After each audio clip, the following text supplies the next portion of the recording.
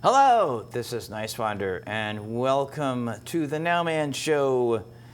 I have in the studio with me here a comedian who has an amazing story. We're going to have a great time talking about that and so much more in the moment. My guest is Frank Cronin. Hello, Frank. Hello. How are you guys? It's fantastic. I'd like to congratulate you on your water. It's taste-free. It tastes free. Yeah, perfect. No chemicals, right? Dude, it's hard to get water that doesn't taste like chlorine. Yeah, I hear you.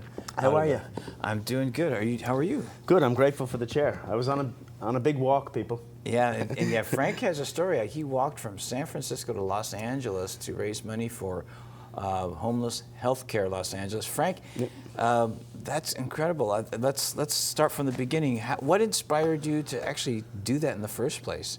Well, I grew up in a very adventurous household, so I like to go for little walks, and I like to take on challenges. And then I told everyone I was going for a walk, and everyone kept asking me, "Well, what's your charity?" And I was at a comedy club, and my friend Chelsea said, "Hey, I used to work for Homeless Healthcare Los Angeles. They do great work down there. They help the homeless, and they also help in terms of drug rehabilitation and getting people back on track. And living in L.A., you're never more than one person away from somebody who's struggling with an opioid addiction, or homeless, or living in their car. Or a combination of things. Absolutely, man. And so then it just seemed like the perfect fit.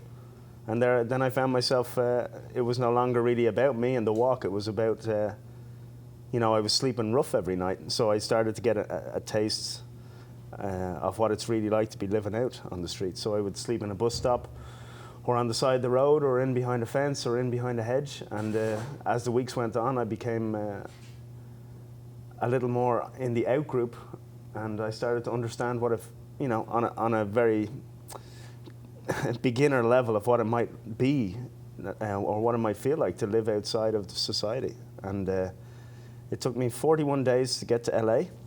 Wow. By the time I got here, I guess I had some adventures, and I learned a few things that I'd like people to understand, about the plight of the homeless and how we can help. So, up to that point, you were doing stand-up comedy and just part of the stand-up community, and then suddenly your life changed. So you started in San Francisco. Yeah, well, in general in life, I started in Ireland, and then I was in the Irish Army for a while, and I was in the United Nations. I did a tour in Liberia, West Africa. Oh, wow. And then I had, when I left the Army, they give you danger money, we call it danger money in the Army, if you go Danger abroad. money? Yeah. You get so that's like extra money that you get? Yeah, you get pretty much double pay, Oh, wow, if you're taking a chance. So Liberia was considered a dangerous place? It's pretty risky, yeah. Yeah.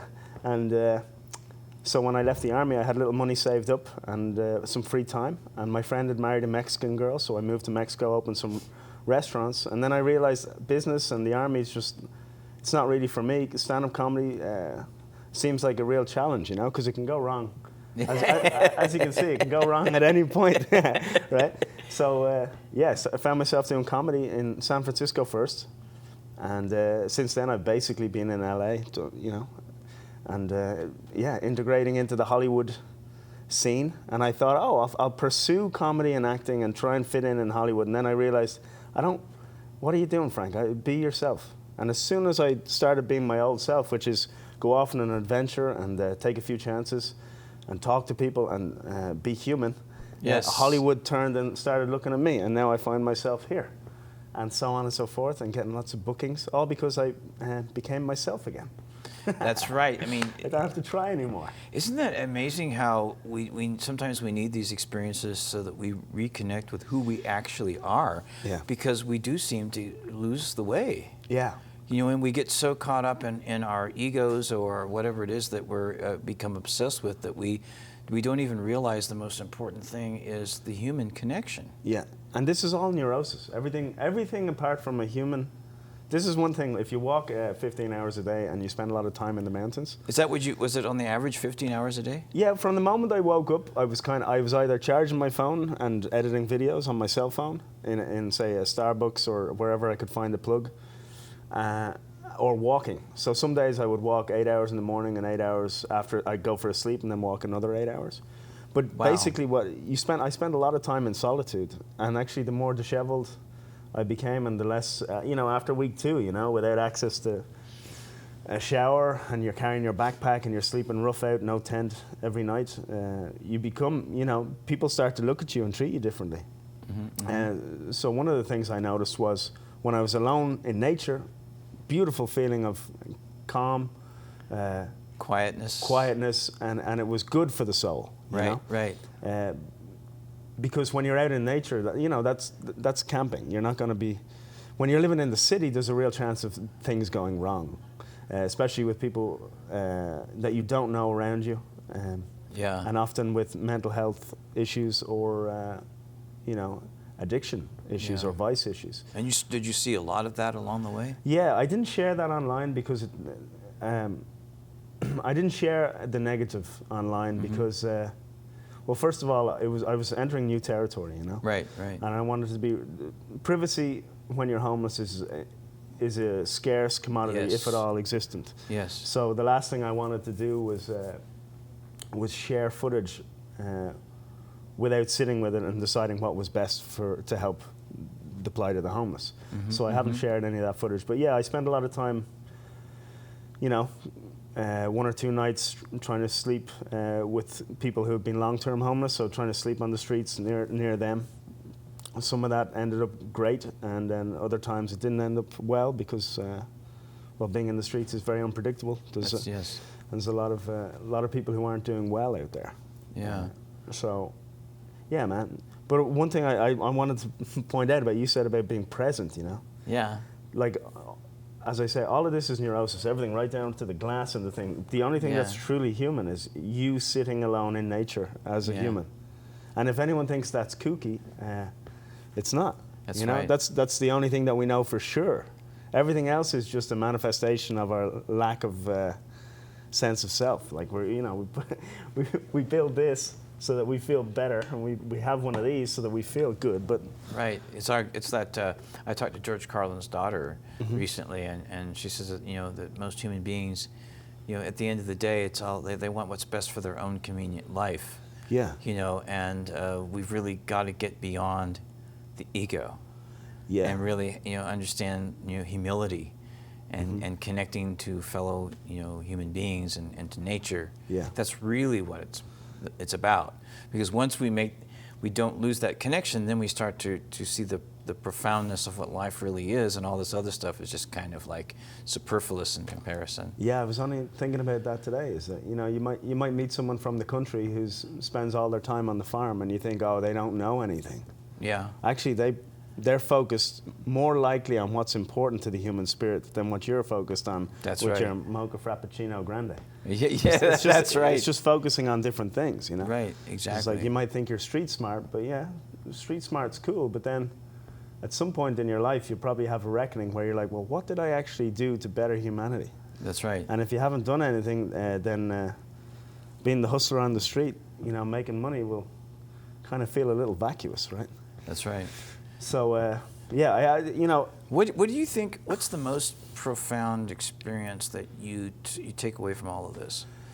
It was the unexpected psychological effects, and I was only a few weeks out there. So 6 weeks living rough, sleeping rough, and initially it was very exciting. I was off on an adventure, but as soon as I started to, I guess, look the part, so to speak, as in 2 weeks of living rough, you start to look the part, people started not making eye contact. And there's no saying in psychology, people really only figure out who they are based on the way other people treat them. And when you start to become invisible, your sense of self depletes very rapidly, and things you were sure about and how you identified as yourself start to disappear. And I found it very emotionally taxing. So and that's me with a support network, getting hundreds of messages of, hey, you're doing great on your walk. But just walking down the street and people not wanting to make eye contact, or when you're trying to walk in somewhere and you can tell they're doing their best not to judge you, but you feel like you're in the out group. You feel like you're the kid that's never going to get picked for the football team. And then it actually got to the point where my sense of self and self-esteem got so low that I found it very hard to ask for help. Yes. Or ask for directions, or if I needed my water bottle filled, I'm doing almost 20 miles a day. I just didn't want to bother anybody. I just felt like an inconvenience. And that was all from a lack of eye contact, people not wanting to talk to me and people not wanting to smile. So if someone is homeless, or you're passing someone who's homeless in the street, or someone who's down on their luck, please just take the time to make eye contact, take the time to smile, and to recognize basically that you're looking at someone like yourself as just another human being.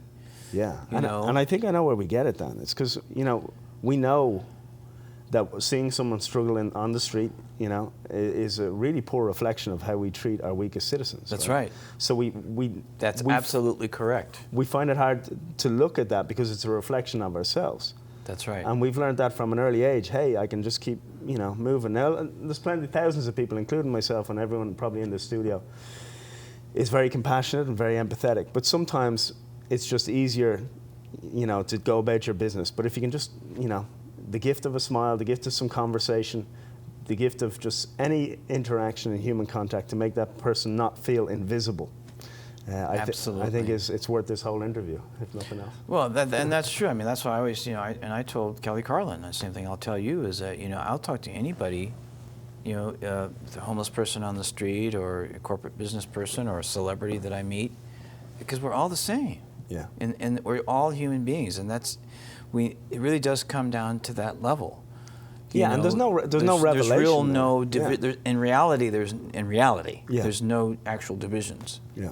And this is not like a revolution of thought. Like we all know that we're all equal. Yeah. The thing is to make it habitual. Right. So make it a realistic understanding, so that you put that into practice when you treat people. Yes. So rather than like some of the habits that we might have built up in relation to how we engage with people who are living on the street, we can just alter them slightly. So rather than, being too busy and looking away, maybe taking the time just to make some sort of connection, maybe a few dollars to get a little bit of food, or making a regular donation to Homeless Healthcare Los Angeles. Like if you don't know what to do with your money, or you don't know how to help homeless people, there are people who are dedicated to it 24/7, and they know how to spend every cent perfectly, And it's great that you came across an organization like that because of the network that you're a part of. So you brought some pictures with you, right? Oh, there's some. I'm not exactly sure which ones you got, but we can talk about whatever comes on screen. We can share. We can just kind of be spontaneous about it, okay? Yeah. This is very cool. What is this? Oh, so this is like day 5. Well, that was me at the dentist. We were shooting a little mini documentary on the way, for the first few days and the last few days. In the middle 4 weeks, I was completely alone. Oh, wow. But in the first few days, we went to a dentist, and we talked. Frank Castillo was his name, up in San Jose, and he was teaching us about some of the problems that homeless people face with their teeth. So he gave me. We put that on camera, and then just after that, I met a lovely man called Andrew. I wasn't having a particularly good day. I hadn't slept very well. My teeth were sore after this visit, and I met him. He was cooking food on his shopping cart, and he was living out.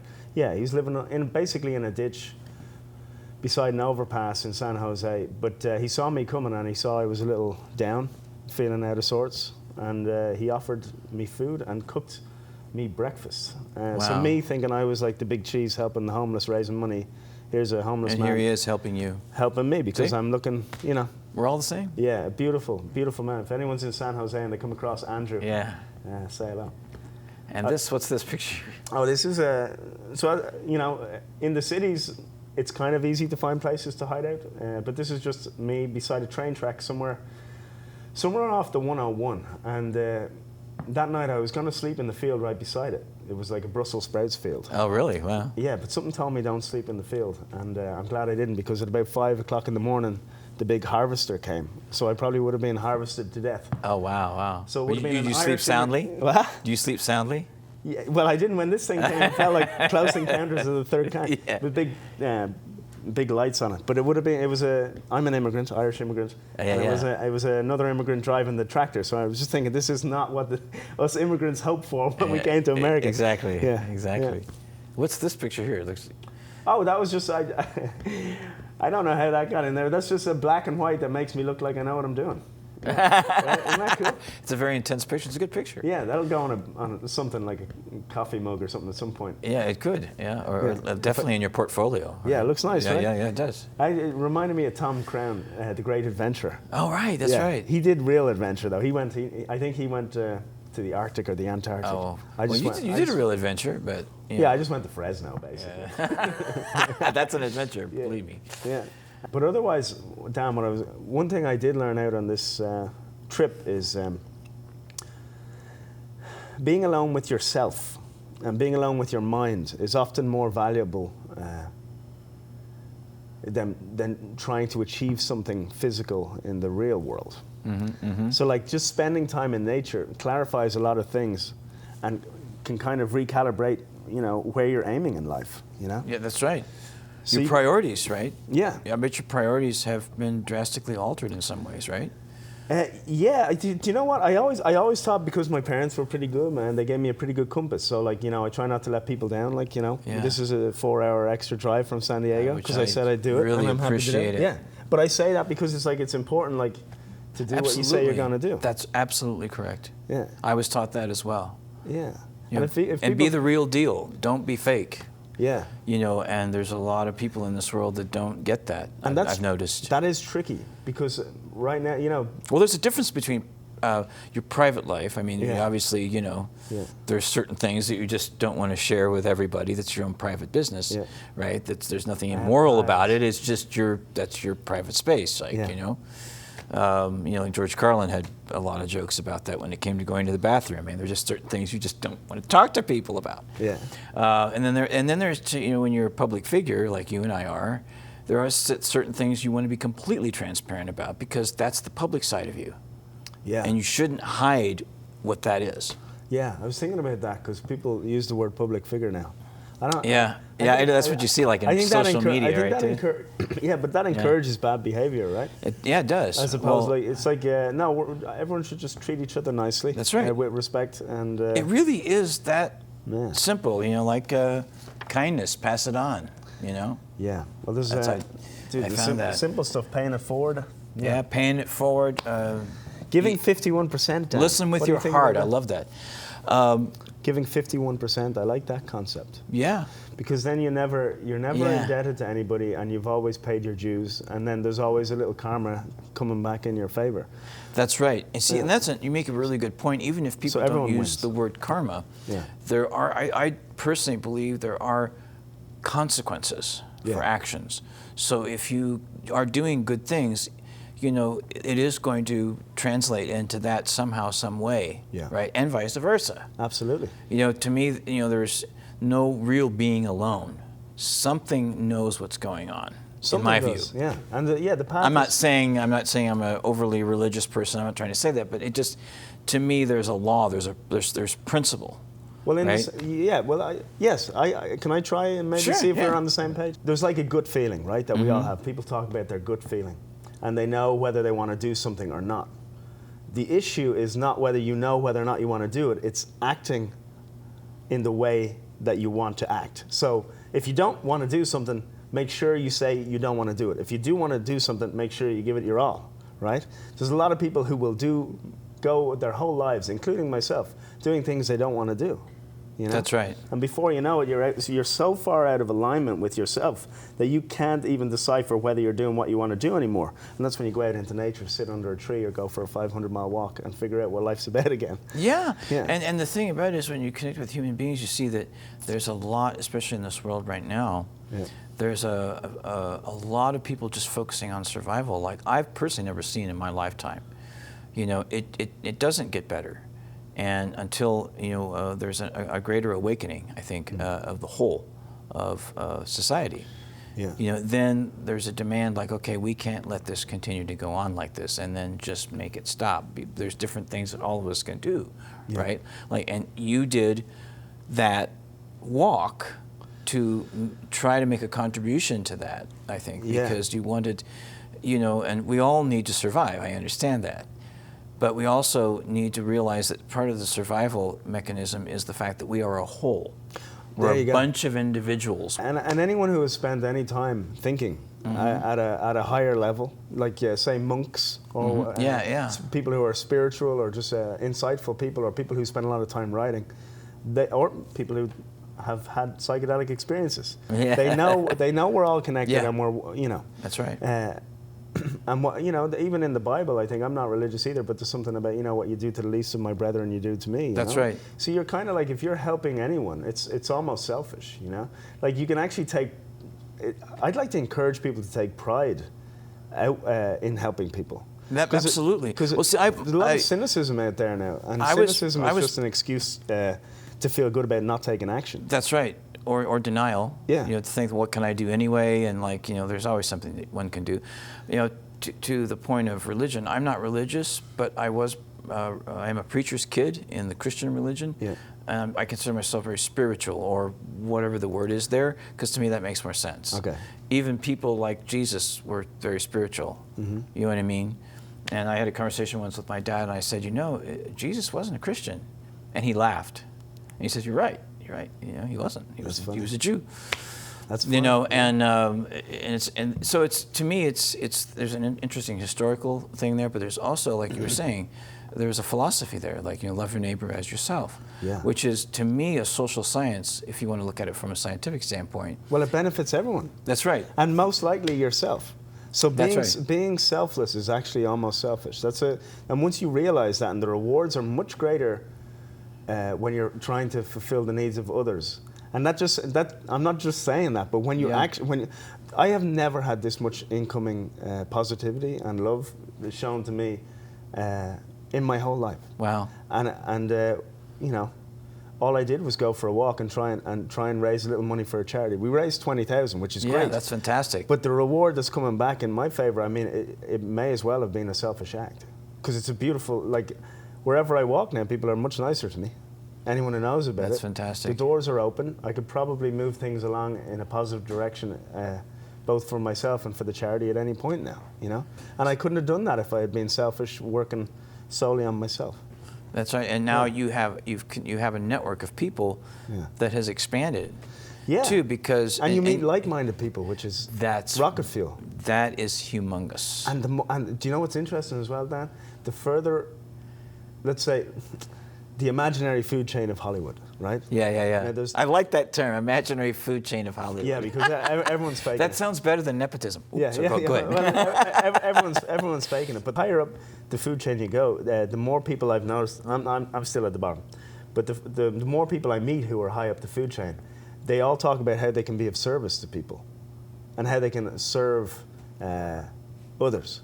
Wow. Now, I'm not saying, now obviously we see in Twitter and Facebook, the scandals, but there's a lot of great people who are operating at a very high level whose sole focus is on others. That's fantastic. And they all reassure me that that's how you become happy, which is focus on serving others and watch how the world comes to you. That's incredible. Isn't that good Thank news? you for sharing that. Oh, Isn't that good news? Yeah, and then there's some there's some pretty high profile people that have connected with you. So. And they all share the same basic idea, right? You focus on others. Again, it's very individualistic. It's certain individuals. Yeah, and you gotta take care of yourself. Like, it's a non-partisan argument. Yep. It's basically take care of yourself first so that you can help others. That's right. And if someone can't advocate for themselves or take care of themselves, well, help them up until they can get to a point where they can be part of the society that elevates us all. And and to speak humbly and intimately right now, even for my audience, I think personally one of the hardest things to do is to be humble and ask for help when you need it. Oh yeah. I found that to be a real challenge. Yeah. But I'm learning. Because, asking for help is a skill. It's a humongous skill. Especially if you were raised to take care of yourself and be stoic and be of service to others. That's right. That's how I was raised. Take care of other people, care about other people. Which is great to a certain point, but then to be able to flip it when you really need help. That's right. That's the thing, because you need that cut-off switch. That's right, because we're all in this together. When you say something or you're about to do something, you know whether you want to do it or not, right? It's like your gut feeling or your inner child. So what I'm trying to do now is do things in life that maybe society doesn't think is killer, doesn't think it's great, or whatever showbiz doesn't think is great, but that my inner child would be proud of me doing. Yeah. So he looks up to me. I don't have a kid right now, right? Yeah. Typical Hollywood, right? but I'm trying to raise my inner child, right? So my inner child is happy, and it's impressed or proud of what I'm doing, and it can hold its head up when it walks around in public, that its dad, me, is raising it right. And you don't give your inner child everything it wants, right? You have to make sure it eats its dinner before it gets dessert or whatever. But you might have to work your inner child hard to get just rewards, but never do anything that makes your inner child embarrassed for your actions. Isn't that cool? That is very cool. I don't know if that was. Well, maybe I need to think on that thought. Yeah, well, we all do. I mean, it's an ongoing learning process, So from here, what's happening from here? What's going on now? Yesterday I had 2 shows in San Diego. Tonight I'm driving back to San Diego, another 2 shows. Wow, then fantastic. Tomorrow another podcast, and then I'll try and get some of this down, some of the stuff that I've thought about and written about in my journal. I'll try and get it down into a book, and then I'll try and share it, because I think I have 1 or 2 things to share finally at 36. Fantastic. And, dude. And then off to France to do comedy with Kev Adams, a friend of mine. Oh, excellent. Yeah, first time in French. In French, Yeah. Très bien. Yeah, that's better than me. So I got work to do, yeah. So, yeah, we'll have to practice French together, because I'm... Do you speak French? Je parle français un peu. Oui, j'ai des relatives en France, et en Suisse. Yeah. Je m'appelle Frank Cronin. And I need to learn off my stand-up comedy. Within a month, or I'm going to fail in front of Kev. Yeah. Kev Adams is this big famous French comedian. And, did he tell you that they don't say comment allez-vous anymore? I'll do that. Not really. It's ça va. Ça va? And sometimes how we're all lazy with our languages, so now it's even like ça. Oh wow. So you know what I mean? Like getting lazy. Now it's going to be like. Yeah, I can't wait though. Another challenge and something to grow my mind and increase my rate of failure, so I can, And that's the language of that's the les langues d'amour, Oh, what's that? The language of love. French, is it? French, yeah. Increase my rate of failure? No. That sounds like the language of love. Yeah.